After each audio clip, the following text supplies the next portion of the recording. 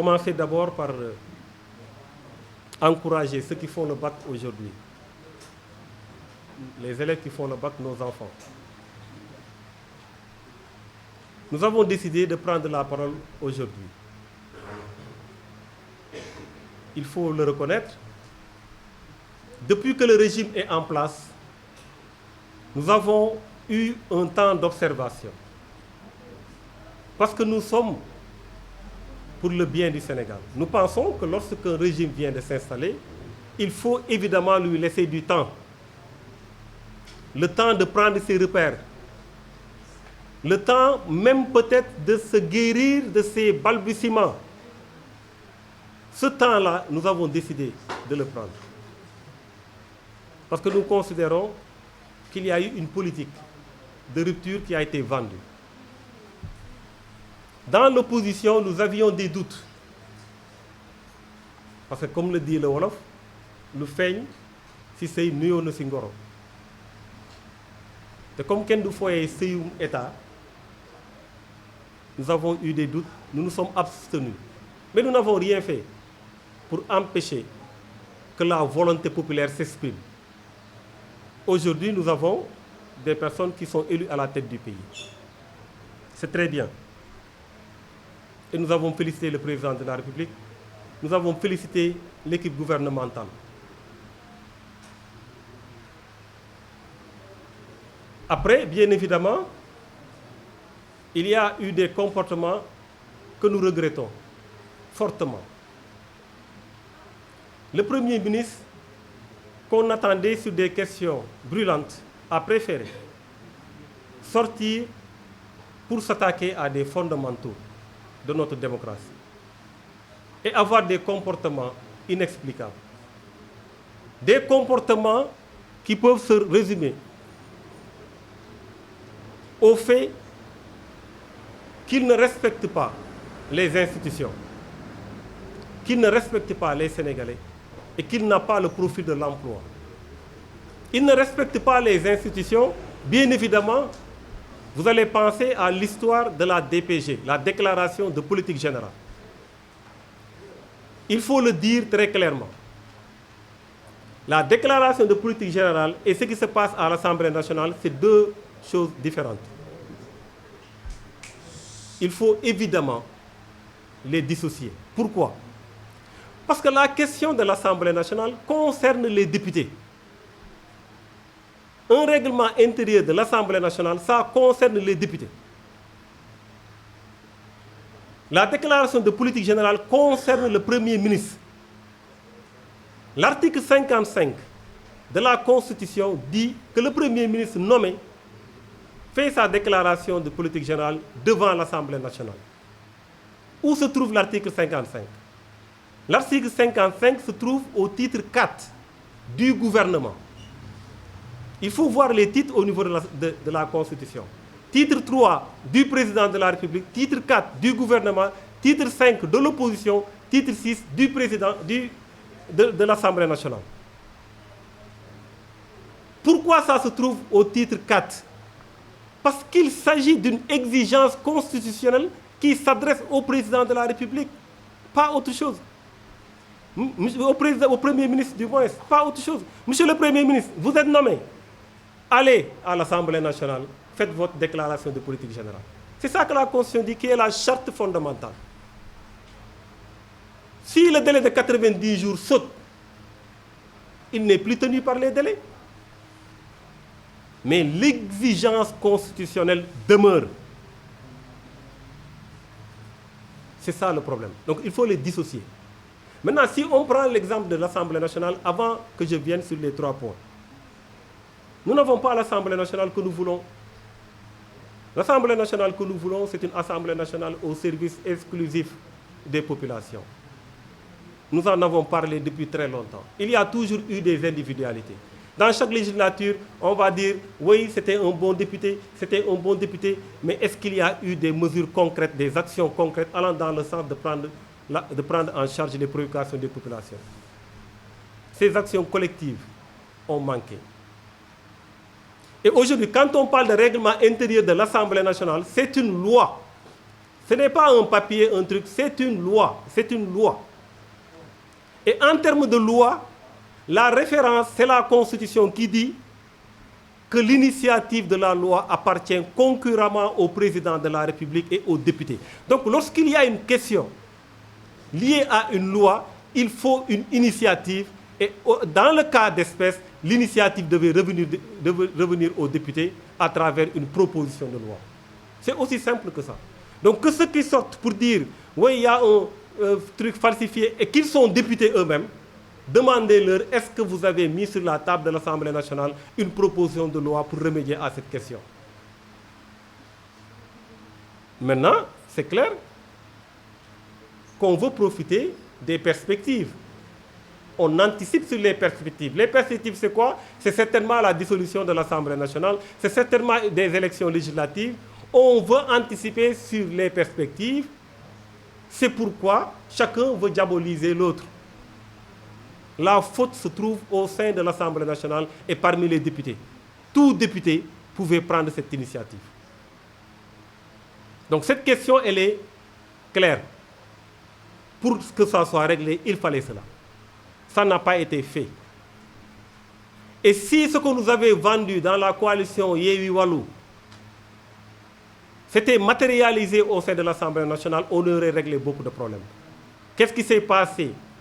D'une majorité étriquée, qu'on passe d'une majorité étriquée à une majorité confortable. Qu'est-ce qui s'est passé? Alors que la majorité était étriquée.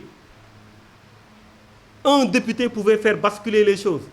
On en arrive à un moment où, à l'Assemblée nationale, les lois constitutionnelles passent comme lettre à la poste. Et les lois constitutionnelles requièrent, évidemment, une majorité absolue. C'est parce qu'il y a eu un jeu de duperie dans les coalitions. Et je l'avais dit ici.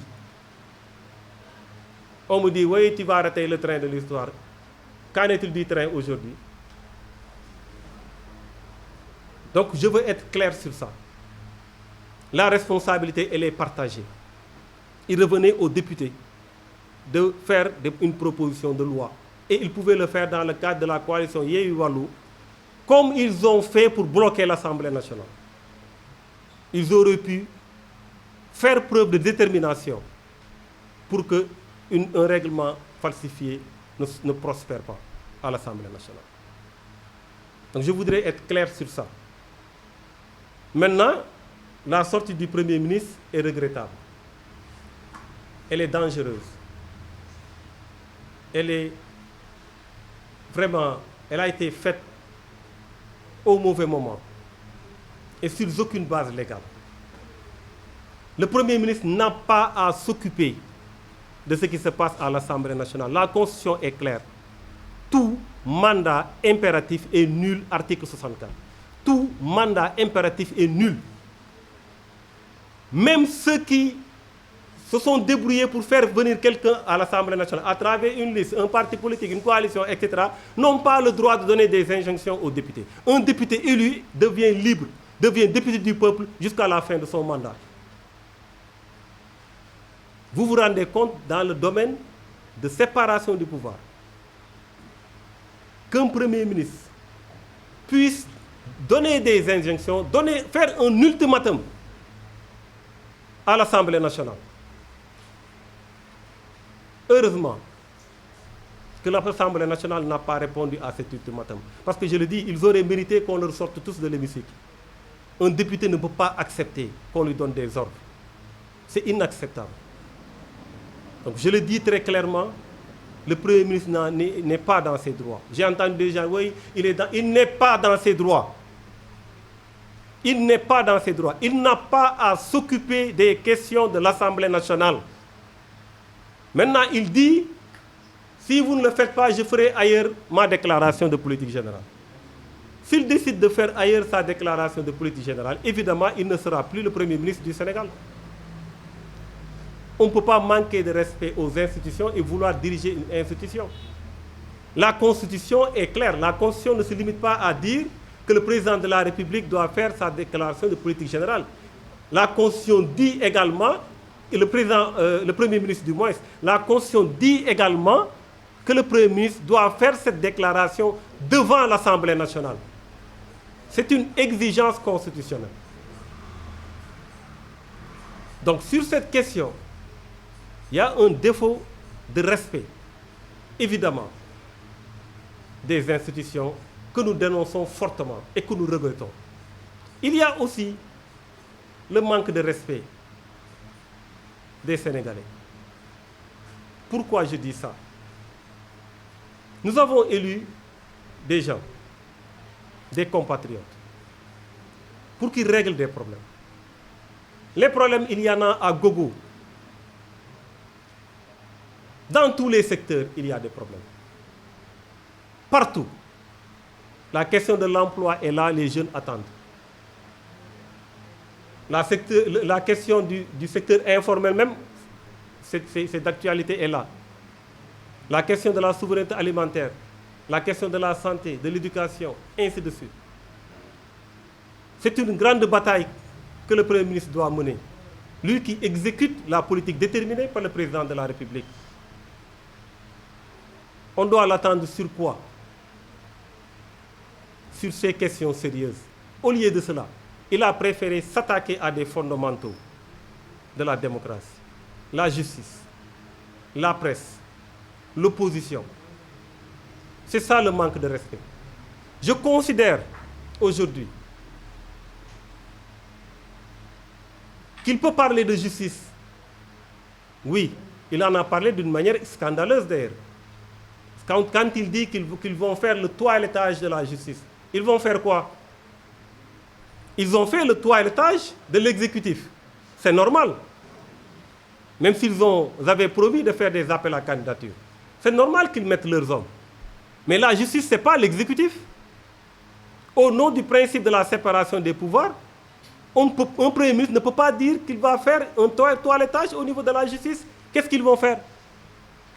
Un juge m'a appelé quand j'étais dans des difficultés, je vais le nommer. Un juge a été à mes côtés, je vais le truc. J'ai un jour parlé à un juge, c'est comme ça qu'ils vont procéder. Au moment où on parle de séparation des pouvoirs, au moment où les Sénégalais font tout pour que les autorités qui nous dirigent concentrent leur énergie sur une séparation des pouvoirs et sur l'indépendance de la justice. On nous parle de toilettage. Et on accuse des juges d'être des corrompus. L'Union des magistrats du Sénégal devait faire un communiqué, devait faire une réaction, devait réagir par rapport à cette question. Mais le Premier ministre ne peut pas parler de justice. Nous lui posons la question d'ailleurs, sans nous dire comment est-ce qu'ils vont gérer son dossier devant la justice. Il a un dossier devant la justice qui attend d'être enrôlé. Est-ce qu'ils vont l'enrôler ou pas? Est-ce qu'ils vont mettre le coude? Comment est-ce qu'ils vont gérer cette question de dossier devant la justice? C'est ça la véritable question qu'il faut régler d'abord. Ensuite, il nous parle de domaine public national.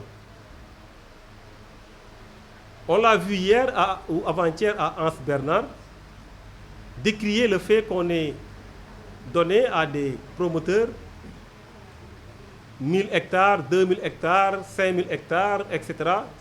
OK, il a raison.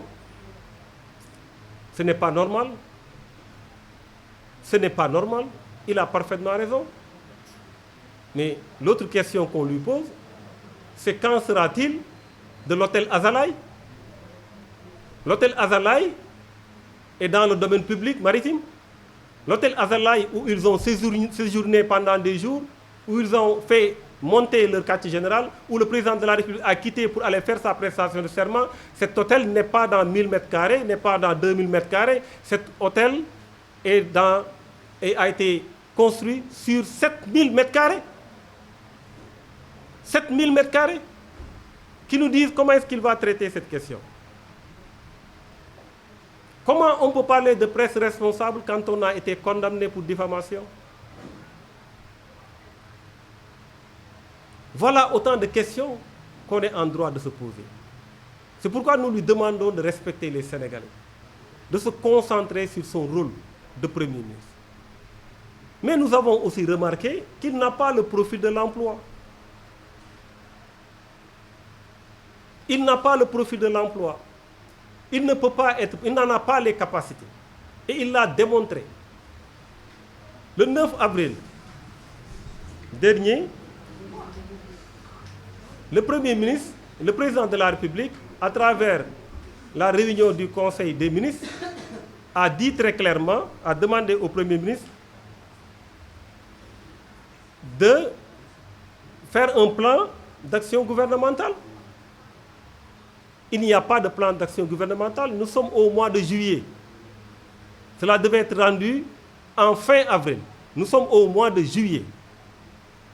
C'est pourquoi vous constatez ce que vous avez constaté. Récemment, il a écrit noir sur blanc que le gouvernement n'est pas au courant, a vu des déguerpissements, etc. Il ne pouvait pas savoir que c'était son ministre de l'Intérieur qui avait fait un circulaire. Parce qu'il n'y a pas de coordination. Quand on n'est pas capable de mettre en place un plan d'action gouvernemental, on est capable de mettre en place quel autre plan? Sur la question des eurobonds, vous avez tous entendu le président Boubacar Camara dire que c'est une manière vraiment, c'est la pire des manières de faire des emprunts. Chercher des eurobonds à hauteur de 450 milliards. Pour toute réponse, le Premier ministre nous dit au Grand Théâtre, oui, vous n'avez rien compris. Oui, monsieur le Premier ministre, on n'a rien compris. D'accord, et qu'est-ce que vous avez compris? Il dit, il y a eu une autorisation d'emprunt prévue dans le budget. C'est pourquoi nous avons emprunté des eurobonds. Mais ce n'est pas la question. L'utilisation d'emprunt, c'est dans la directive de l'UEMOA relative à la loi des finances. C'est une exigence. Dans la première partie du projet de loi des finances, on prévoit cela, une autorisation d'emprunt. Donc là n'est pas la question. Pourquoi vous êtes allé chercher des eurobonds? C'est ça la question. Pas de réponse. Et c'est eux qui disaient qu'il y a trop d'emprunts dans ce pays, trop de dettes. Sur les 3 mois, ce qu'ils ont emprunté peut construire un TER et un BRT. Cumulés, 1150 milliards ont été empruntés. Il y a aussi la question liée, bien entendu, au secteur privé. Nous sommes désolés. Mais nous tous, en tout cas, nous étions d'accord sur ça. Il faut soutenir le secteur privé national. Il faut créer des champions. Parce que c'est un domaine pourvoyeur d'emplois. Évidemment, il faut s'en occuper. Évidemment, il faut l'encadrer. Mais aujourd'hui, ils parlent de subventions ciblées. Ils ont un accord avec le FMI. Le but, c'est à l'horizon 2025 qu'il y ait plus de subventions, ce qui va se répercuter sur les prix. C'est clair, il y aura une hausse généralisée des prix. Mais en attendant, ils vont faire des subventions ciblées en imputant les prix du marché aux entreprises et aux grands consommateurs, etc. Ça veut dire quoi? Ça veut dire que ces entreprises qui doivent être compétitives, qui ne sont pas nombreux à être des champions, qui exportent, ne sont pas nombreux, ils vont avoir un problème de compétitivité. Ils vont forcément répercuter le coût de production qui va augmenter, répercuter cela au niveau des prix. C'est évident. Mais l'État peut dire, non, écoutez, on va diminuer telle taxe, quel truc, mais ça ne complétera jamais le montant. Et si l'État décide d'autorité de bloquer les prix, évidemment, certains d'entre eux vont disparaître. Et on va encore perdre des fleurons de notre économie. C'est ça qui se décide. Dans beaucoup de pays, il y a des programmes pour appuyer, pour soutenir le secteur privé, pour encadrer le secteur privé. En dehors de cette initiative, il y a la pression fiscale. Oui, ils vont payer, ils doivent payer. Oui. Mais tu oublies que la population active au Sénégal, près de 90% est dans le secteur informel. Ceux qui sont dans le secteur formel, mais ils sont courageux. Il faut les soutenir. S'ils disparaissent, il n'y aura plus d'emploi.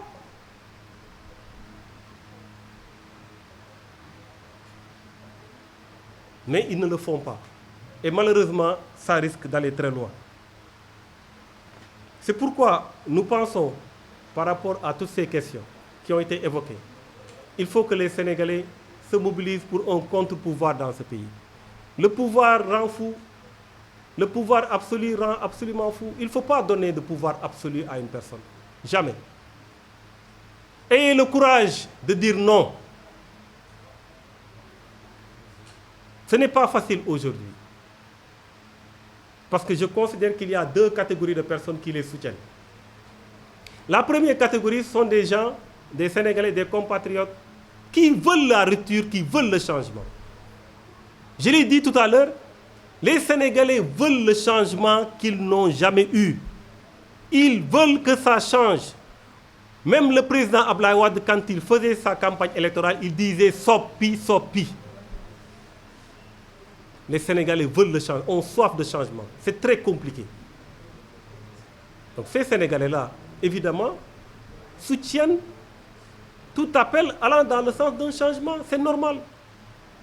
Mais ce sont des gens qui ne sont pas embrigadés, qui n'ont pas des œillères. Ils verront, ils constateront, ils tireront les leçons de tout ça. Ils tireront finalement des conclusions. Il ne faut pas être pressé par rapport à ces Sénégalais-là. Ils n'aiment pas une personne ou en détestent une autre. Ils aiment le Sénégal. Beaucoup d'entre eux sont avec eux aujourd'hui parce qu'ils ont appelé à une rupture. Les autres, c'est le fans club. Mais un fans club très féroce. Très féroce. C'est pourquoi ce n'est pas facile de dire non. Les gens maintenant, c'est à travers WhatsApp qu'ils se plaignent. Mais jamais devant les caméras parce qu'on va t'insulter. Je demande à tout le monde de prendre son courage à deux mains. Ces gens-là qui insultent, ces fans de club-là, ils te disent ce qu'ils disent, c'est vrai, ce qu'ils ne disent pas, c'est vrai. On leur montre une VAR, ils disent oui, mais c'est pas grave. Quand ils n'auront plus d'arguments, ils vont te dire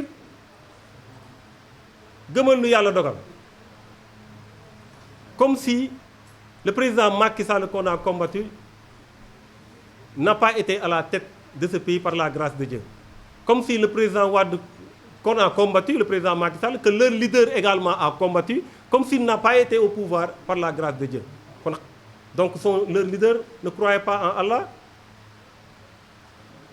Ils te disent parfois, non, c'est la haine, c'est la jalousie. Ils sont haineux, ils sont jaloux. Parce qu'ils ne comprennent pas certaines choses. Ils ne comprennent pas ce que signifie démocratie. Ils ne comprennent pas ce que signifie liberté d'opinion. Ils ne comprennent pas ça. Quand il y avait un combat contre Abdou Diouf, Abdoulaye Bathily, Abdoulaye Wade, Ahmad Dansokho, Feu Ahmad Dansokho, Landing Savané, ils n'étaient pas tout le temps d'accord. On n'a jamais parlé de l'opposition de l'opposition. Quand il y a eu un combat contre Abdoulaye Wade, Idrissa Seck, Macky Sall n'étaient pas d'accord sur beaucoup de choses. Mais on n'a jamais parlé de l'opposition de l'opposition. Quand il y a eu un combat contre le président Macky Sall, au début, leur leader avait pris ses distances. Personne n'a dit qu'il était l'opposition de l'opposition, parce que de l'autre côté, il y avait Tahaou, il y avait Wallou, etc., Idrissa Seck, etc. Personne ne l'a accusé d'être l'opposition de l'opposition. Il disait qu'il ne va pas avec le système. Après, il est parti leur faire la cour. Personne n'a jamais dit ça. C'est juste récemment qu'on dise oui, l'opposition de l'opposition, parce que tout simplement, je ne suis pas d'accord. Parce qu'ils ont été formatés pour faire l'apologie de la pensée unique.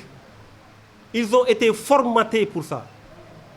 Il est avec moi, il est contre moi, il me hait, il est jaloux de moi. Et ce qui est drôle encore, c'est quand ils disent qu'ils n'ont même pas de parrainage.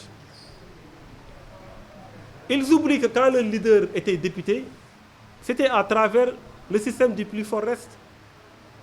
Et ce qu'il a récolté en termes de voix, 33 000 voix, et MRDS, à l'époque de l'imam Beignan, avait beaucoup joué sur ça, n'est pas suffisant pour avoir le minimum pour avoir des parrains actuellement pour être président de la République. Et parce que la vie, on évolue. Donc ce sont des gens qui ne veulent comprendre rien du tout, qui vont être des milliers à t'insulter, qui vont raconter des histoires, qui vont être dans la calomnie, dans le mensonge. Pourquoi vous devez en avoir peur? Pourquoi on doit se taire? Parce qu'il y a des gens qui sont là pour nous insulter. Pourquoi? Au nom de quoi? Nous demandons aux Sénégalais de dire ce qui ne va pas dans ce pays et d'être des contre-pouvoirs. Parce que toute personne qui a le pouvoir est tentée d'en abuser. Il ne faut pas qu'on leur pousse à abuser du pouvoir. Il ne faut pas que l'on observe ce que j'ai appelé tout à l'heure la justice des vainqueurs. On veut des ruptures, oui, mais dans le respect de l'état de droit, dans le respect de la démocratie. L'autre appel, c'est un appel destiné à toute l'opposition. Nous ne serons pas dans des questions de système anti-système. La preuve, celui qui avait dit qu'il n'allait jamais s'allier au système, s'est allié au système. Quand il y a eu des nominations, les 3 personnes qui ont été nommées, les 2, l'un, c'était le secrétaire général de la présidence sortant, l'autre, c'est un directeur de cabinet qui était ministre du temps du président Macky Sall. Ils sont bons, ils méritent leur place. Mais que ceux qui nous parlaient de système nous disent pourquoi ces nominations. Donc nous ne sommes pas dans ça. Nous pensons que le combat qui vaille, c'est de mettre la vertu au-dessus du vice. Il y a des vertueux partout, il y a des vicieux partout. Donc nous devons travailler à avoir un contre-pouvoir dans ce pays. J'invite toute l'opposition à se regrouper en vue des élections législatives prochaines pour qu'il y ait un contre-pouvoir au sein de l'Assemblée nationale. Parce que je le dis, je le répète, ceux qui vous disent qu'il y aura une rupture quand nous serons à l'Assemblée nationale ont déjà fait leurs preuves. Ils sont déjà à l'Assemblée nationale. Qu'est-ce qu'ils ont fait? Ils ont déjà montré leurs preuves. On est passé d'une majorité étriquée à une majorité confortable. Donc il faut une autre Assemblée nationale où on mettra les vertus au devant, où on mettra la rigueur au devant, où on s'orientera définitivement sur les questions, exclusivement d'ailleurs, sur les questions qui interpellent les populations et sur leurs intérêts. Le plus important, c'est qu'on garde notre liberté de ton. Il y a les oppositions. Chacun d'entre nous a essayé, et dans un parti ou dans une structure, qu'on permette à tout un chacun de s'exprimer comme il l'entend, mais sur des questions de principe qu'on se regroupe. Pour moi, c'est une question démocratique, de principe démocratique, que de se regrouper pour créer un contre-pouvoir dans ce pays. Je vous remercie.